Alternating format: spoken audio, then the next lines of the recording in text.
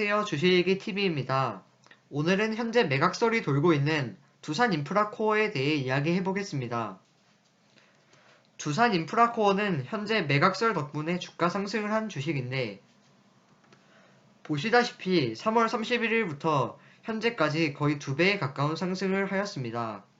지금부터 세 가지의 두산인프라코어를 알기 위해서 알아야 하는 점을 설명해 드리겠습니다. 첫 번째는 중국 시장에 주목하라입니다. 이 표는 19년도 사업보고서를 바탕으로 만든 매출액표입니다.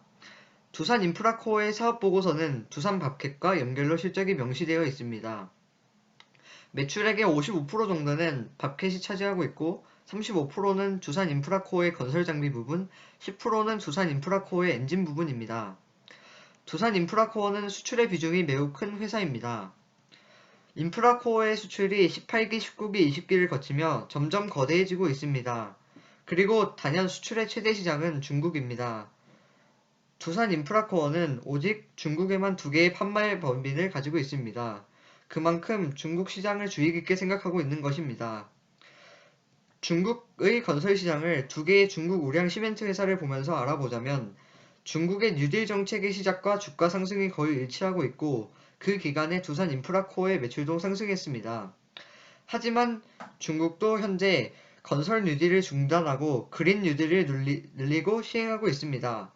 그러므로 중국 시장은 점점 축소될 것으로 예상됩니다.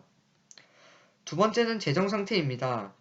두산은 밥켓을 인수하면서 출혈이 커져 그로 인해 현재 매각을 준비하고 있는 것이라고 생각합니다. 두산인프라코어의 이 표를 보시면 부채가 꽤 많이 밥켓을 인수하며 늘어난 것을 볼 수 있습니다. 하지만 현재는 부채가 안정되고 있습니다. 사실 부채의 영향을 받은 것은 지주회사 격인 두산입니다.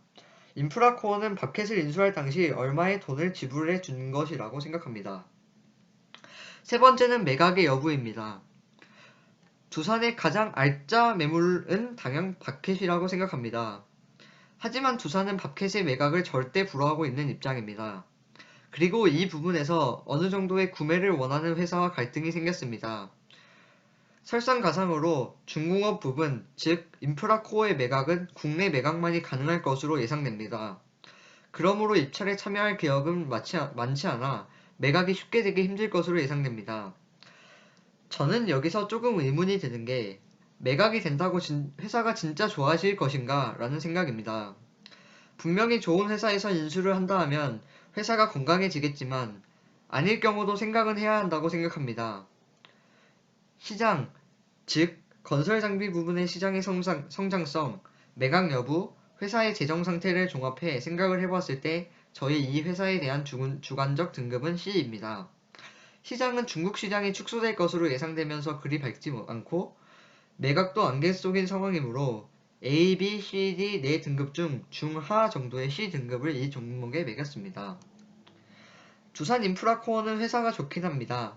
하지만 시장의 성장성 그리고 주가 상승이 가능한 타이밍이 단지 매각밖에 없을 것 같다는 부분에서 전체적 총평이 그리 좋지 않다고 생각하는 바입니다. 3주 만에 돌아온 영상인데요. 다음에도 더 알찬 영상을 만들어 오겠습니다. 지금까지 주식얘기TV였습니다. 시청해주셔서